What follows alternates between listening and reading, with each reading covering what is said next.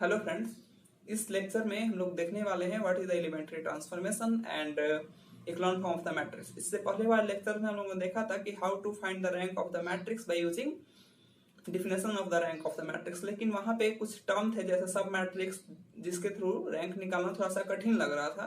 लेकिन जब हम इक्लॉन फॉर्म ऑफ द मैट्रिक्स की बात करते हैं तो यहाँ रैंक निकालना बहुत ही आसान हो जाता है। हमें कुछ सिर्फ रो ऑपरेशन करने होते हैं और उसके बाद हम रैंक फाइंड कर लेते हैं। इसके बाद हम लोग देखेंगे इसी लेक्चर में what is the normal form of the matrix और एक TIFR 2012 में आया हुआ क्वेश्चन। तो आइए देखते हैं what is the echelon form of the matrix and elementary transformations and normal form of the matrix. Elementary transformations, the transformation which does not affect the rank of the matrix are known as the elementary transformations। वैसे transformation जिसे किसी matrix पे apply करने के बाद उसके rank में कोई इफेक्ट ना आता हो, वैसे ट्रांसफॉर्मेशन को हम लोग एलिमेंट्री ट्रांसफॉर्मेशंस कहते हैं। There are 3 elementary row and 3 elementary column transformations. चलिए पहले हम लोग एलिमेंट्री रो ट्रांसफॉर्मेशंस की बात कर लेते हैं कि वो क्या होता है। तो अगर किसी मैट्रिक्स में हम दो रो को आपस में इंटरचेंज कर दें तो इससे रैंक पे कोई इफेक्ट नहीं पड़ता है। So the interchange any two rows, किसी भी आप दो रो को इंटरचेंज कर सकते हैं, पहले के दूसरे के जगह पे और दूसरे को पहले के जगह पे लिख सकते हैं। So this is the first elementary properties. And the second कि अगर कोई मैट्रिक्स है, इसके पास R1 R2 R3 रोज हैं, तो ये दिस इज R1, ये R2 है और ये R3 है। तो हम अगर हम ऐसा कहें कि R1 में हम क्या कर रहे हैं, ऐड कर रहे हैं किसको, किसी कांस्टेंट k से R3 में मल्टीप्लाई करके, और इसको कहाँ ऐड कर दिया, इसमें, किसमें, R1 में। तो इस प्रॉपर्टी को हम लोग क्या कहते हैं, सेकंड प्रॉपर्टी। ये क्या करता है, RI interchange with RI plus KR से। वहाँ हाँ एक बात है कि वहाँ जो J है वो I के इक्वल नहीं होगा, मतलब दो अलग अलग रो होने चाहिए, दोनों सेम रो नहीं हो सकता है। और तीसरा प्रॉपर्टी है कि किसी भी अगर रो है तो हम उसमें किसी भी एक नॉन जीरो कांस्टेंट से मल्टीप्लाई कर सकते हैं, इससे उसके रैंक में कोई चेंज नहीं होगा। आप पूछ सकते हैं कि जीरो क्यों नहीं, अरे भाई अगर कहीं ये है ऐसे इंट्रीज और जीरो से मल्टीप्लाई कर देंगे, अगर इसका रैंक पहले 3 था, अगर जैसे ही जीरो से मल्टीप्लाई करेंगे तो ये पूरा रो को क्या बना देगा, जीरो बना देगा, तो इसके रैंक में चेंज आ जाएगा। और एलिमेंट्री ट्रांसफॉर्मेशन का क्या मतलब है कि रैंक में कोई चेंज नहीं आना चाहिए, आप ट्रांसफॉर्मेशन करें, ठीक है। तो तीसरा क्या है कि आप किसी भी रो में किसी नॉन जीरो एंट्री से मल्टीप्लाई कर सकते हैं। Similarly 3 elementary column transformation as row replace with it column. कुछ नहीं करना है, अगर आपको ये कॉलम में ट्रांसफॉर्मेशन करना है तो जहाँ जहाँ रो है वो कॉलम में आप कन्वर्ट कर लीजिए, बाकी सारे सेम प्रॉपर्टीज लगेंगे, तो वो भी एलिमेंट्री ट्रांसफॉर्मेशंस के ही अंतर्गत आता है। अब हम बात कर रहे हैं इक्लॉन फॉर्म ऑफ द मैट्रिक्स की, ठीक है। मैंने पिछले लेक्चर्स में आपको बताया था कि जब रैंक निकालना हो किसी मैट्रिक्स का तो एक तरीका हो गया बाय डिफिनेशंस जाएं उसके अंदर सब मैट्रिक्स ढूंढें, लेकिन हर बार सब मैट्रिक्स ढूंढना बहुत ही कठिन हो जाता है, क्योंकि 5x5 का अगर कोई मैट्रिक्स दिया हुआ हो आपको, उसमें सारे नॉन जीरो एंट्रीज ही हो सिर्फ, तो उसमें आपको बहुत ढूंढना मुश्किल हो जाएगा कि कहाँ से ढूंढे, कितना सब मैट्रिक्स बनेगा, हर एक सब मैट्रिक्स का स्क्वायर सब मैट्रिक्स बनाना, फिर उसको चेक करना, तो थोड़ा सा ये बहुत टफ काम है। इसके लिए एक इक्लॉन हम देखेंगे अभी कि अगर कोई मैट्रिक्स दिया हुआ है तो उस मैट्रिक्स को आप इक्लॉन फॉर्म ऑफ द मैट्रिक्स में कन्वर्ट कर लें, और उसके बाद जितना नॉन जीरो रो उस मैट्रिक्स के पास होगा उतना ही रैंक ऑफ द मैट्रिक्स हो जाएगा, ठीक है। तो आइए देखते हैं सबसे पहले डिफिनेशंस कि what is the echelon form of the matrix. Non zero matrix A is said to be echelon form of the matrix if A satisfy the following condition. अब ये कंडीशन क्या है भाई, सबसे पहला कंडीशन कि all the zero row of A if any precede the all the non zero row of A if any precede the zero row, ठीक है। मतलब अगर किसी मैट्रिक्स में सबसे पहले जितने भी जीरो रो हैं उनको आप बॉटम में रखिए। पहला कंडीशन क्या करना है कि अगर कोई मैट्रिक्स दिया हुआ है आपको, अगर कहीं सेकेंड वाला रो जीरो है, तो अभी हमने पीछे कंडीशन पढ़ा कि रो को इंटरचेंज करने से कोई फर्क नहीं पड़ता है, किसी रो को भी उठा के कहीं पे भी रख सकते हैं। सबसे पहले आप क्या कीजिए, उसे जीरो रो जितने भी हैं, ठीक है, उनको बॉटम में रखिए। This is the first condition. Second condition अब क्या है कि the number of zeros preceding the first non zero element in a row is less than the number of such zero in a successive row. अब इसका क्या मतलब है? इसका सबसे पहला मतलब है कि इन जीरोज रो के बाद जो सबसे उसके ऊपर वाला जो रो आएगा, ये वाला रो, इस रो का कंडीशन होना चाहिए कि इसमें सबसे ज्यादा नंबर ऑफ जीरोज हों। कब? नन जीरो के बाद। अगर यहाँ कोई नन जीरो एंट्री आ रहा है तो इसके बाद जो यहाँ नंबर आए वो जीरो ही आए, ठीक है। अगर ऐसा इसके पास एंट्रीज है तो, ठीक है। और अब इसके आगे जो एंट्रीज आएगा वो नन जीरो के बाद इधर कुछ भी रहे, इससे कोई फर्क नहीं पड़ता, लेकिन इधर इससे कम जीरो आना चाहिए, ठीक है। मतलब आगे में है वो कम जीरो आना चाहिए, और ऐसे करते करते एक फॉर्म बनेगा, अभी हम फॉर्म देखेंगे। तो आप लगभग समझ लीजिए कि यहाँ नन जीरो के बाद मैक्सिमम जीरो सबसे पहले जिसके पास हो वो सबसे पहले आएगा। मतलब कि यहाँ इस पोजीशन पे आएगा, फिर जिसके पास नन जीरो के आगे प्रोसीड करते हुए दो ठो जीरो हो, आगे दो ठो जीरो हो, फिर एक नन जीरो हो, तो उसके बाद ये वाला आएगा, फिर एक ठो जीरो वाला आएगा, फिर इधर नन जीरो आ गया। मतलब कि नन जीरो के पहले सबसे पहले अगर हम इधर से देखें कि अगर कोई रो बना रहे हैं तो जीरो आ गया, जीरो आ गया, फिर नन जीरो आ गया, ठीक है, जीरो जीरो, ये हो गया एक। दूसरा आपने कह दिया कि यहाँ देखिए इसमें अगर नन जीरो आ गया फिर जीरो जीरो जीरो जीरो, तो हम पहले किसको रखेंगे? ठीक है, मान लीजिए यहाँ भी ये नन जीरो है, अब कहिए कि इसके पास तीन ठो जीरो है, इसके पास चार ठो जीरो है, तो क्या है, पहले ये होगा या पहले ये होगा? नहीं, पहले ये वाला होगा, क्योंकि नन जीरो नंबर के पहले इसके पास दो ठो जीरो है, नन जीरो नंबर के पहले इसके पास कोई जीरो नहीं है। तो नन जीरो नंबर के पहले जिसके पास जितने अधिक जीरो होंगे वो रो उतना ही पहले आएगा। पहले का मतलब जीरो रो के बाद यहाँ पे आएगा, ठीक है। अब बात समझ में आ गई होगी आपको। सो ऐसे करते करते ये मैट्रिक्स का कॉलम पूरे होंगे। आगे हम एग्जाम्पल देखने वाले हैं। The leading non zero element of each row is equal to one, ठीक है।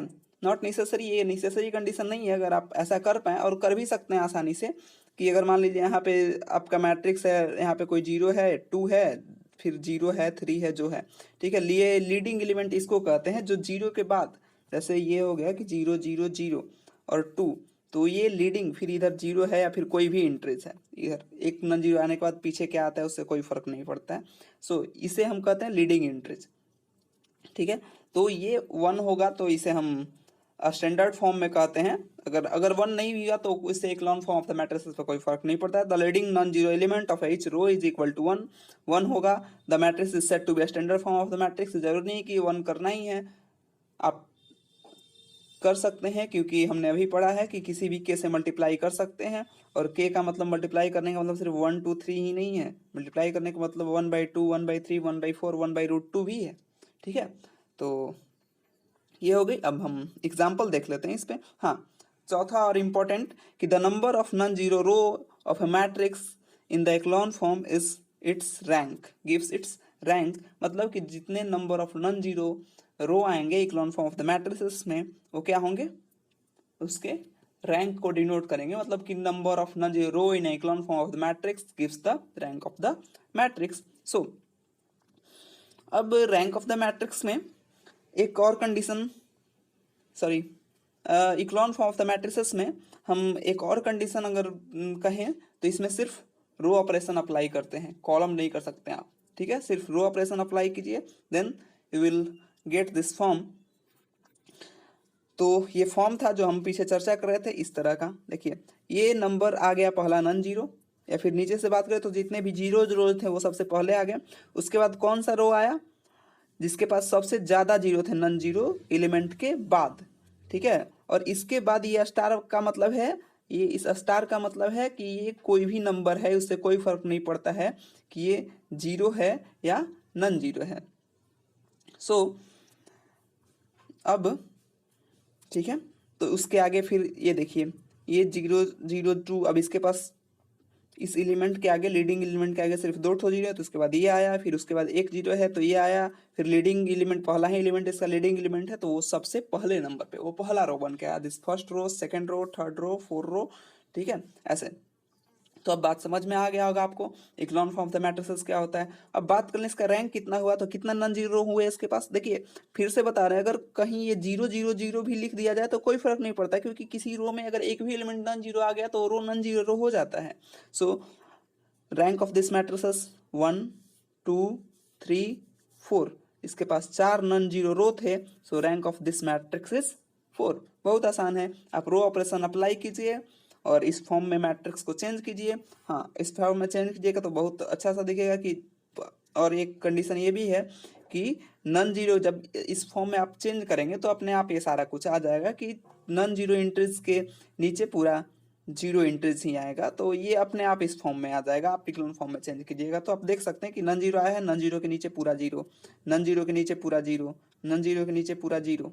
ठीक है, तो ऐसा नहीं कि यहाँ नॉन जीरो फिर एक यहाँ नॉन जीरो फिर यहाँ भी नॉन जीरो, ऐसा नहीं। ठीक है, तो एक सुटेबल ढंग में रखना है। सो नेक्स्ट है normal form of the matrix. क्या है? Normal form of the matrix. If A is any matrix then applying any number of elementary row transformation और column transformations it will be reduce in the form of this. अब यहाँ पे दोनों operation allow है। पिछले वाले में हम echelon form of the matrix में क्या करते थे, सिर्फ रो ऑपरेशन अलाउ था, लेकिन इसमें क्या अलाउ है, दोनों ऑपरेशन अलाउ है। जब दोनों ऑपरेशन अलाउ होगा तो सीधा सीधा बात है, इसी में हम देख लेते हैं। देखिए, रो पूरा अलाउ कर दिए, एक बार रो कर लें पूरा। ठीक है, अब कॉलम पे आते हैं। अब ये चाहे जो भी एलिमेंट हो, ये नॉन जीरो हो, जीरो हो तो कोई बात नहीं है। नॉन जीरो अगर एलिमेंट है तो क्या करेंगे हम, 4 को पहले रो में 4 से डिवाइड कर देंगे। जब 4 से डिवाइड कर दिए, ये क्या बन गया, 1 बन गया। चलिए, जब ये 1 बन गया और ये फिर अब ये जितने जो भी एलिमेंट होंगे इसमें इस कॉलम में हम उतने नंबर से मल्टीप्लाई, अगर हम फॉर एग्जांपल अगर हम मान लें कि ये 2 है, ये एलिमेंट जो लास्ट वाला है 2 है, हमने क्या किया, सबसे पहले इसमें 4 से डिवाइड किया, डिवाइड कर दिया, ये कॉलम पूरा बन गया 1, ये था 2।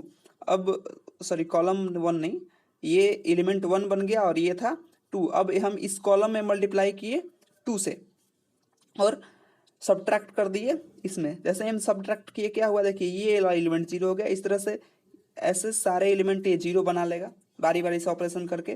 ठीक है, अब ये वाला जब यही काम सेम ये एलिमेंट करेगा तो ये इधर वाले को सारे को 0 बना देगा, फिर ये वाला इधर वाले सारे को 0 बना देगा और ये वाला इधर वाले सारे को 0 बना देगा।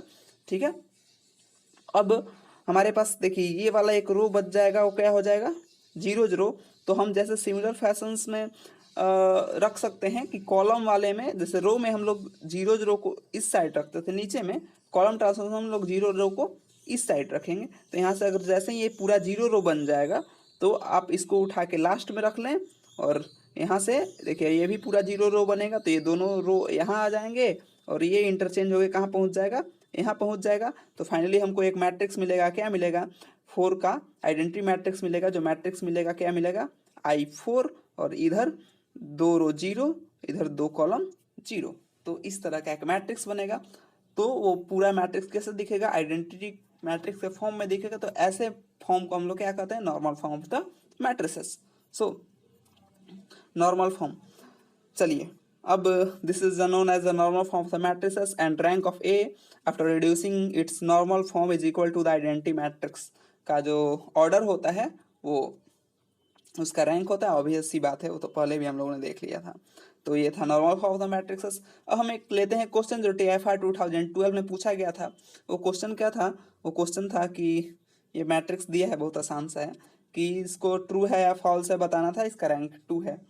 तो ये दिया हुआ है कि this matrix the rank of the matrix is 2, तो ट्रू है या फॉल्स है।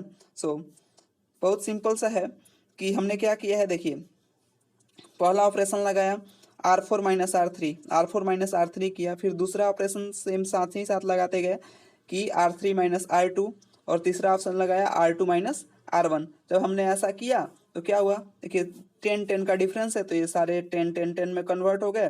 देन उसके बाद फिर से मैंने ऑपरेशन अप्लाई किया। ऑपरेशन जब अप्लाई किया तो क्या किया कि R4 माइनस R3, देन उसके बाद ऑपरेशन अप्लाई किया R3 माइनस R2। तो हमने फाइनली क्या पा लिया, दिस।